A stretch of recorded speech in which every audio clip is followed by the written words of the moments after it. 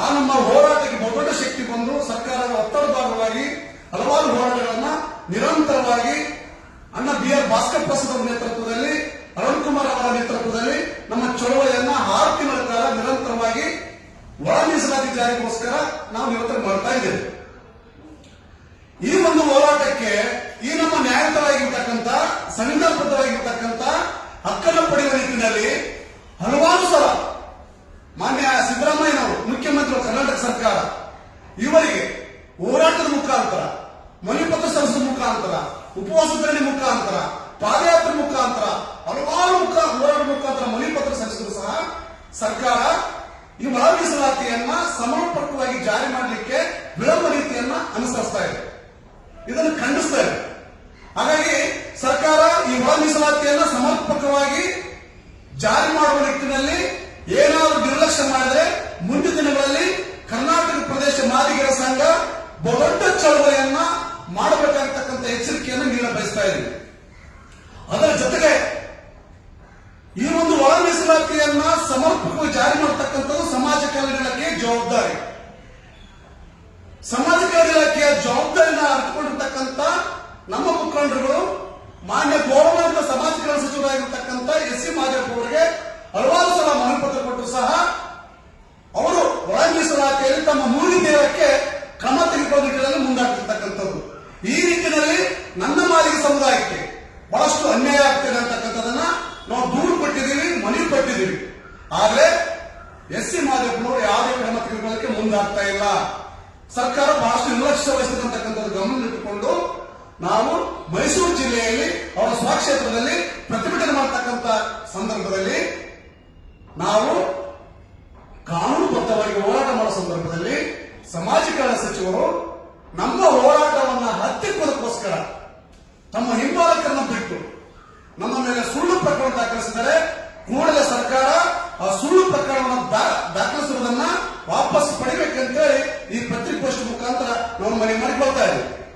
ಆ ದೂರಿನಲ್ಲಿ ಒಂದು ಕಾಂಗ್ರೆಸ್ ಪಕ್ಷದ ಲೆಟರ್ ಪ್ಯಾಡ್ ಅನ್ನ ಬಳಕೆ ಮಾಡಿರ್ತಕ್ಕಂಥದ್ದು, ಆ ಲೆಟರ್ ಕಾಂಗ್ರೆಸ್ ಪಕ್ಷದ ನಗರ ಘಟಕತಕ್ಕಂಥ ಲೆಟರ್ ಪ್ಯಾಡ್ ಅನ್ನ ದುರುಪಯೋಗಪಡಿಸಿಕೊಂಡು SC ಮಾದೇವಪ್ಪ ಸಾಹೇಬ್ರೆ ಆ ದೂರಿನಲ್ಲಿ ಹೇಳ್ತಾರೆ, ಈ ಒಳ ಮೀಸಲಾತಿ ಹೋರಾಟಗಾರರು ಭಾಸ್ಕರ್ ಪ್ರಸಾದ್ ನೇತೃತ್ವದ ತಂಡ ಸುಪ್ರೀಂ ಕೋರ್ಟ್ ಆದೇಶವನ್ನು ಧಿಕ್ಕರಿಸಬೇಕು, ಗೌರವಾನ್ವಿತ ನಾಗಮನಸ್ಸು ವರದಿಯನ್ನು ಧಿಕ್ಕರಿಸಬೇಕು, ಸಚಿವ ಸಂಪುಟ ಸಭೆಯನ್ನು ಧಿಕ್ಕರಿಸಬೇಕಂತಕ್ಕಂಥ ನಮ್ಮ ಹೇಳಿಕೆಯನ್ನ ನಾವೇ ಹೇಳ್ತಕ್ಕಂಥದ್ದನ್ನ ಸುಳ್ಳು ದೂರನ್ನು ನೀಡಿ ಸಮಾಜವನ್ನ ದಿಕ್ತಪ್ಪಿಸ್ತಕ್ಕಂಥದನ್ನ ಕೈ ಬಿಡಬೇಕಂತಕ್ಕಂಥ SC ಮಾದೇವಪ್ಪ ಹೇಳ್ತಾ ಇದ್ದೀವಿ. ನಿಮಗೆ ನಮ್ಮ ಮನವಿಯಲ್ಲಿ ಏನಿದೆ, ನಮ್ಮ 30 ವರ್ಷದ ಬೇಡಿಕೆ ಇರತಕ್ಕಂಥದ್ದು ಅರ್ಥ ಮಾಡಿಕೊಳ್ತಕ್ಕಂಥ ಶಕ್ತಿ ನಿಮ್ಮಲ್ಲಿ ಇಲ್ಲ ಏನೋ ಅನ್ನೋದಾದ್ರೆ, ಒಳ ಮೀಸಲಾತಿಯ ನೋವನ್ನ ಕೂಗನ್ನ ಕೇಳತಕ್ಕಂಥ ತಾಳ್ಮೆ ನಿಮ್ಮಲ್ಲಿ ಇಲ್ಲ ಅನ್ನೋದಾದ್ರೆ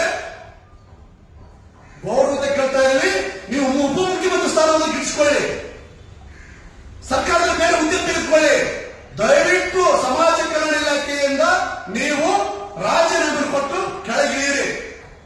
ನಾವು ನಿಮ್ಮನ್ನ ಪ್ರಶ್ನೆ ಮಾಡತಕ್ಕಂಥದ್ದು ಯಾವುದೇ ಸಮುದಾಯದ ವ್ಯಕ್ತಿ ಅಂತಕ್ಕಂಥದ್ದಲ್ಲ, ಯಾವುದೇ ವ್ಯಕ್ತಿ ಸೀಮಿತಕ್ಕಂಥ ವ್ಯಕ್ತಿ ಅಲ್ಲ. ನೀವು ಗೌರವ ಇರ್ತಕ್ಕಂಥ ಸಮಾಜ ಕಲ್ಯಾಣ ಸಚಿವರು,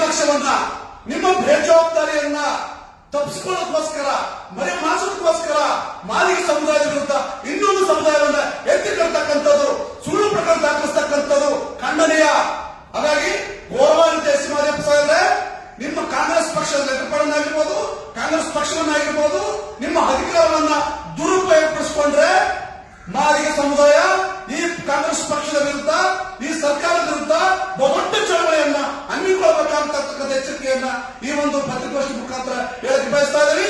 ನಾವು ಮಾಡ್ತಕ್ಕಂಥದ್ದು ಯಾವುದೇ ವ್ಯಕ್ತಿಗತ ಹೋರಾಟ ಅಲ್ಲ, ಯಾವುದೇ ವ್ಯಕ್ತಿಗತ ಸಮುದಾಯದ ವಿರುದ್ಧ ಅಲ್ಲ. ನಮ್ಮ ಚಳವಳಿ 35 ವರ್ಷಗಳ ಕಾಲ ನನ್ನ ಸಮುದಾಯಕ್ಕೆ ಆಗ್ತಕ್ಕಂಥ ಶಿಕ್ಷಣ ಕ್ಷೇತ್ರದಲ್ಲಿ, ಉದ್ಯೋಗ ಕ್ಷೇತ್ರದಲ್ಲಿ, ರಾಜಕೀಯ ಕ್ಷೇತ್ರದಲ್ಲಿ ಅನ್ಯಾಯಕ್ಕೊಳಗಾಗ್ತಾ ಇದೆ. ಅಸ್ಪೃಶ್ಯತ ನಲಿತ ಸಮುದಾಯಕ್ಕೆ ನ್ಯಾಯ ಸಿಗಬೇಕಂತ ಉದ್ದೇಶ ಇಟ್ಕೊಂಡು ಒಳ ಮೀಸಲಾತಿ ಚಳವಳಿ ಮಾಡ್ತಾ ಇದ್ದೀವಿ ಹೊರತು ಯಾವ ದುರುದ್ದೇಶ ಇಟ್ಕೊಂಡು ಅಂತಕ್ಕಂಥದನ್ನ ಈ ಮುಖಾಂತರ ಸ್ಪಷ್ಟವಾಗಿ ಕೊಡಕ್ಕೆ ಬಯಸ್ತಾ ಇದ್ವಿ. ಹಾಗಾಗಿ ಮಾನ್ಯ ಸಿದ್ದರಾಮಯ್ಯ ಸಾಹೇಬ್ರೆ, ನಿಮ್ಮ ಮೇಲೆ ನಂಬಿಕೆ ಇದೆ. ಯಾರೋ ಒಂದು ಸ್ವಾರ್ಥಕ್ಕೋಸ್ಕರ ನಮ್ಮ ಒಳ ಮೀಸಲಾತಿ ಚಳವಳಿಯನ್ನ ಹತ್ತಿಕ್ಕಲಿಕ್ಕೆ ಬರಬೇಡಿ. ನಿಮಗೂ ಸಹ ನನ್ನ ಮಾದಿಗ ಸಮುದಾಯ ಮತವನ್ನ ಹಾಕಿದೆ, ಓಟು ಹಾಕಿದೆ. ಹಾಗಾಗಿ ದಯವಿಟ್ಟು ಈ ಒಳ ಮೀಸಲಾತಿಯನ್ನ ಜಾರಿ ಮಾಡಿ ಎ ಸಮಸ್ಯೆಯನ್ನ ಬಗೆಹರಿಸಿ ರಾಜಕೀಯ ಕ್ಷೇತ್ರದಲ್ಲಿ ಮೀಸಲಾತಿಯನ್ನ ನೀಡಿ ಮತ್ತು ಬಡ್ತಿಯಲ್ಲಿ ಮತ್ತು ನೇರ ನೇಮಕಾತಿಯಲ್ಲಿ ಒಳ ಮೀಸಲಾತಿಯನ್ನ ಜಾರಿ ಮಾಡಿ ಅಂತೇಳಿ ಈ ಪತ್ರಿಕಾಗೋಷ್ಠಿ ಮುಖಾಂತರ ಮನವಿಯನ್ನು ಮಾಡಿಕೊಳ್ತಾ ಇದ್ದೀವಿ. ತುಂಬಾ ಧನ್ಯವಾದ ಸರ್. ಸಚಿವರ ಬಗ್ಗೆ ಬೈದ್ರೆ ಅವರು ಫಾಲೋವರ್ಸ್ ಇದು ಅಂತ ನೋಡಿದ್ರಿ, ಅದಕ್ಕೆ ಅವ್ರ ಕೋಪ ಬಂದು ಸರ್ ನೀವು ಹೇಳ್ತಕ್ಕಂಥದ್ದು ನಾವು ಅದನ್ನ ಬೇರೆ ರೀತಿಯಲ್ಲಿ ಹೇಳೋದಾದ್ರೆ, ನಮ್ಮ ನೋವನ್ನ ಸುಮಾರು ವರ್ಷಗಳಿಂದ ನಲಗಿರ್ತಕ್ಕಂಥ ನಮ್ಮ ಸಮುದಾಯಕ್ಕೆ ನೀವು ನಮಗೆ ಸ್ಪಂದನೆ ಕೊಡಲು ಹೋದಾಗ ಅವರ ಆಕ್ರೋಶದ ಮಾತುಗಳು, ನೋವಿನ ಮಾತುಗಳು, ನಿಮ್ಮ ತೇಜವಾದ ಮಾಡ್ತಕ್ಕಂಥ ಮಾತುಗಳು ಅಲ್ಲ ಅಂತಕ್ಕಂಥದನ್ನ ಹೇಳಕ್ ಇಷ್ಟಪಡ್ತಾ ಇದ್ವಿ. ಯಾಕಂತಂದ್ರೆ ನಿಮಗೆ ಒಂದು ನಾವು ಕಠೋರ ಮಾತುಗಳು ನಿಮಗೆ ಕಷ್ಟ ಆಗುತ್ತೆ, ನೋವಾಗುತ್ತೆ ಅನ್ನೋದಾದ್ರೆ 35 ವರ್ಷಗಳಿಂದ ನನ್ನ ಸಮುದಾಯಕ್ಕೆ ಆಗಿರ್ತಕ್ಕಂಥ ಅನ್ಯಾಯದ ನೋವನ್ನು ಯಾಕೆ ಹೇಳಬೇಕು? ಅಸ್ಪೃಶ್ಯತೆ ನಲಗಿರ್ತಕ್ಕಂಥ ಸಮುದಾಯ, ಸಾಮಾಜಿಕವಾಗಿ ನಲಗಿರ್ತಕ್ಕಂಥ ಸಮುದಾಯ, ಶೈಕ್ಷಣಿಕವಾಗಿ ಹಿಂದುಳಿದ ಸಮುದಾಯಕ್ಕೆ ಇಷ್ಟು ಅನ್ಯಾಯ ಆಗ್ತಾ ಇದೆ, ಇಷ್ಟು ಕಷ್ಟ ಆಗ್ತಾ ಇದೆ, ಶೋಷಣೆ ಆಗ್ತಾ ಇದೆ. ಇದನ್ನ ನಾವು ಯಾವುದು ನೋವನ್ನು ಅನುಭವಿಸಬೇಕು? ಯಾವ ಶಿಕ್ಷಣದಲ್ಲಿ ಪ್ರಕರಣ ದಾಖಲಿಸಬೇಕು? ಈ ರೀತಿ ನಮಗೆ ಮೋಸ ಮಾಡ್ತಾ ಇದ್ರಿ. ನಿಮ್ಗೆ 4 ಮಾತಾಡಿದ್ರೆ ನಿಮ್ಗೆ ನೋವಾಗುತ್ತೆ, 4 ಮಾತಾಡಿದ್ರೆ ಕಠೋರ ಮಾತಾಡಿದ್ರೆ ನಿಮ್ಗೆ ಕಷ್ಟ ಆಗುತ್ತೆ. ಅದನ್ನ ಸಹಿಸದೆ ನೀವು ನಮ್ಮನ್ನು ಪ್ರಕರಣ ದಾಖಲಿಸುತ್ತಾರೆ ಅನ್ನೋದಾದ್ರೆ ಸುಪ್ರೀಂ ಕೋರ್ಟ್ ಆದೇಶವನ್ನು ಪಾಲನೆ ಮಾಡದೆ ವಿಳಂಬ ಮಾಡ್ತಕ್ಕಂಥ ನಿಮಗೆ, ನಮ್ಮ ಹಕ್ಕುಗಳನ್ನ ಕಸಿಕೊಳ್ಳಕ್ಕೆ ಪ್ರಯತ್ನ ಪಡ್ತಕ್ಕಂಥ ನಿಮ್ಮಗಳ ಮೇಲೆ ನಾವೇ ದೂರು ದಾಖಲಿಸಬೇಕಂತ ಪ್ರಶ್ನೆ ಮಾಡಬೇಕಾಗುತ್ತೆ. ಎಷ್ಟು ನೋವಿದೆ, ಆಕ್ರೋಶ ಇದೆ. ಕೆಲವು ಭಾಷೆಗಳಲ್ಲಿ ಆ ನೋವು ಬರ್ತಕ್ಕಂಥದನ್ನ ನೋವಾಗಿದ್ರೆ ಹೇಳಿ ಚರ್ಚೆಗೆ ಬನ್ನಿ, ನಾವು ಬರ್ತೀವಿ. ನೀವೇನಾದ್ರೂ ಒಳ ಮೀಸಲಾತಿ ಜಾರಿ ಮಾಡಿದ್ರೆ ನಾವ್ಯಾಕೆ ನಿಮಗೆ ಆಕ್ರೋಶ ಮಾಡ್ತಕ್ಕ ಸಂದರ್ಭ ಬರುತ್ತೆ? ನಿಮಗೆ ಯಾಕೆ ಕೆಟ್ಟ ಪದಗಳನ್ನು ಬಳಕೆ ಮಾಡ್ತಕ್ಕಂಥದ್ದಕ್ಕೆ ಅವಕಾಶ ಸಿಗುತ್ತೆ? ಈಗ ಇಷ್ಟೇ ತಾನೇ ಒಳ ಮೀಸಲಾತಿಯನ್ನು ಜಾರಿ ಮಾಡಿಬಿಟ್ರೆ ನಿಮಗೆ ಬಗೆಯಲು ಬರಲ್ಲ, ಹೋರಾಟ ಮಾಡೋದು ತಪ್ಪುತ್ತದೆ. ಯಾವುದೇ ಸಮುದಾಯದ ವ್ಯಕ್ತಿ ಕೊಡತಕ್ಕದ್ದು ಬರಂಗಿಲ್ಲ. ಹಾಗಾಗಿ ಯಾವುದು ನಡೀಬಾರದು. ಈ ಸಮಾಜದ ನಡುವೆ ಯಾವುದೇ ಘರ್ಷಣೆಗೆ ಅವಕಾಶ ಕೊಡಬಾರದು. ನಮ್ಮ ಮನವಿ ಇದು. ನಿಮ್ಮ ಕೆಲಸ ನೀವು ಮಾಡಿ. ಒಳ ಮೀಸಲಾತಿಯನ್ನ ಸಂವಿಧಾನದ ಅಡಿಯಲ್ಲಿ ಸುಪ್ರೀಂ ಕೋರ್ಟ್ ನೀಡತಕ್ಕಂಥ ಆದೇಶ ಪ್ರಕಾರ ಒಳ ಮೀಸಲಾತಿ ಜಾರಿ ತನ್ನಿ. ಎ ಸಮಸ್ಯೆಯನ್ನು ಬಗೆಹರಿಸಿ. ಯಾವ ಹೊರಟು ಆಗಿಲ್ಲ, ಯಾವ ಮಾತುಗಳು ಬರಂಗಿಲ್ಲ, ನಿಮಗೆ ನೋವಾಗಂಗಿಲ್ಲ, ನಮಗೆ ನೋವಾಗಂಗಿಲ್ಲ. ಎಲ್ಲರೂ ಸಮುದಾಯ ಕಟ್ಟೋಣ. ಎಲ್ಲರೂ ನೋವುಗಳು ಒಂದೇ, ಅಸ್ಪೃಶ್ಯತ ನೋವುಗಳು ಒಂದೇ, ದಲಿತರ ನೋವುಗಳು ಒಂದೇ. ಎಲ್ಲ ನೋವುಗಳನ್ನ ಅರ್ಥ ಮಾಡಿಕೊಂಡು ಒಂದು ಉತ್ತಮವಾಗಿರ್ತಕ್ಕಂಥ ಸಮಾಜ ಕಟ್ಟೋಣ ಅಂತಕ್ಕಂಥದ್ದನ್ನ ಈ ಪತ್ರಿಕಾಗೋಷ್ಠಿ ಮುಖಾಂತರ ಬಯಸ್ತೇವೆ. ಸರ್, ಈಗ ಎಚ್ ಸಿ ಮಹದೇವಪುರ ಒಂದು ನಿರ್ದಿಷ್ಟವಾದ ಸಮುದಾಯನ ಅವರು ರೆಪ್ರೆಸೆಂಟ್ ಮಾಡ್ತಾರೆ. ಸೊ ಒಂದೇ ಸಮುದಾಯದಲ್ಲಿ ಈಗ ಮಾದಿಗ ಸಮುದಾಯ ಇರ್ಬೋದು, ಈ ಕೊರಗ ಕೊಂಚ ಮತ್ತೆ ಒಲೆಯ ಸಮುದಾಯ ಇರ್ಬೋದು, ಯಾಕೆ ಒಂದೇ ಸಮುದಾಯದಲ್ಲೇ ಹಲವು ಪಂಗಡಗಳಿಂದ ಇರೋದ್ರಿಂದ ನಿಮ್ಗೆ ಯಾಕೆ ನಿರ್ಲಕ್ಷ್ಯ ಧೋರಣೆ ತೋರ್ತಾ ಇದ್ದಾರೆ ಈ ವಿಚಾರದಲ್ಲಿ? ಅವ್ರ ಜನಸಂಖ್ಯೆ ಕಡಿಮೆ ಆಗೋಕೆ ಇಚ್ಛಾಗ್ತಾ ಇರ್ತಾನೆ, ನಮ್ದೇ ಜಾಸ್ತಿ ಜನಸಂಖ್ಯೆ ಇದೆ. ಆ ವರದಿ ನಾವು ಕೊಟ್ಟಿಲ್ಲಲ್ಲ ಸರ್. ನಾಗಮೋಹನ್ ಅವರ ವರದಿಯಲ್ಲಿ 38 ಲಕ್ಷ ಮಾದಿಗರಿದ್ದಾರೆ, 34 ಲಕ್ಷ ಚಲವಾದಿ ವಲಯ ಸಮುದಾಯ ಇದೆ ಅಂತ ವರದಿಯನ್ನು ಸರ್ಕಾರ ತಾವು ನೀವು ಇಷ್ಟೆಲ್ಲ ಮಾತಾಡ್ತೀರಾ, ಅಷ್ಟು ಕೋಟಿ ಅವರಿಗೆ ಸರ್ಕಾರ ಮೀಸಲಿಟ್ಟು ಈಗ ಸರಿಯಾಗಿ ಬಂದಿಲ್ಲ ಅಂತ ಅವ್ರ ಮೇಲೆ ಒಂದು ಕೂಗೆತ್ತಕ್ಕೆ ನಿಮ್ ಕೈಯಲ್ಲಿ ಆಗಿಲ್ಲ. ಖಂಡಿತ ಇದನ್ನು ಕನ್ಸಿಡರ್ ಮಾಡಿದ್ರೆ ನಾವು ಈ ಕೂಡಲು ಮಾತಾಡಿದ್ವಿ. SCPTS ಅನುದಾನವನ್ನ ಕೂಡ ಯಥಾವತ್ತಾಗಿ ಆ ಸಮುದಾಯಗಳಿಗೆ ರಿಸರ್ವ್ ಆಗಿರುವ ನಿಟ್ಟಿನಲ್ಲಿ ಬಳಸಬೇಕಂತ ಮಾತಾಡಿದ್ದೀವಿ.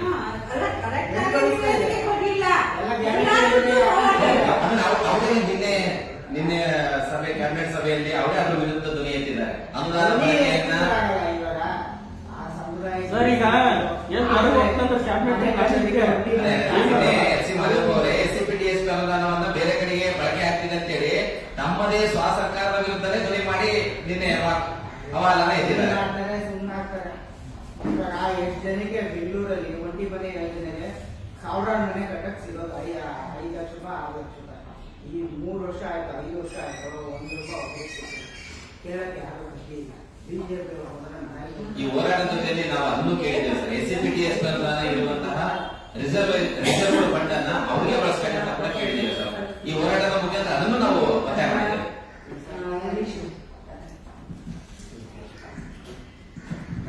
ಅಲ್ಲ ಈಗ ಇದ್ರ ಬಗ್ಗೆ ನೀವು ಯಾರಿಗಾರು ದೂರ ಕೊಡ್ತಾ ಅಥವಾ ಇದ್ದೀರಾ ಲೋಕಾಯುಕ್ತ ಅಥವಾ ಆಗಿರ್ಬೋದು ಭ್ರಷ್ಟಾಚಾರ ಆಗಿತ್ತು ಅಂತ ಅವ್ರಿಗೆ ಮಾತಾಡ್ಬಿಡ್ತಾರೋ ಫಾರ್ಮಾಲಿಟಿ ಒಂದು ಕಾನ್ಸ್ಟಿಟ್ಯೂಷನಲ್ ಹೆಡ್ಸ್ ಅಂತ ಇದೆ ಆ ಥರ ಇಲ್ಲ ಮಧ್ಯ ಸಿಎಂ ಕೊಟ್ಟೆ ಇರುತ್ತೆ ಅಲ್ಲ.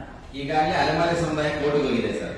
ನಮ್ಗೆ ಪ್ರತ್ಯೇಕ ಮೀಸಲಾತಿ ಕೊಡಬೇಕಾಗಿತ್ತು, ಅದನ್ನ ಅಲೆವರೆಗೂ ಸ್ಟೇ ಮಾಡ್ರಿ ಅಂತ ಹೇಳಿ ಕೋರ್ಟ್ ಅದನ್ನ ಕರೆ ಮಾದಿಗ ಸಮುದಾಯದವರು ಅನ್ಯಾಯ ಸಮುದಾಯಕ್ಕೆ ಮುಂದಿನ ದಿನಮಾನದಲ್ಲಿ ಯಥಾವತ್ತಾಗಿ ಅದು ಜಾರಿ ಆಗಲಿಲ್ಲ ಅಂದ್ರೆ ನಮ್ಮ ಹೋರಾಟ ಮತ್ತೆ ಕಾನೂನುಬದ್ಧವಾದ ಹೋರಾಟ ಎರಡೂ ಕೂಡ ಬೆಂಬಲ ಇದ್ದಾರೆ.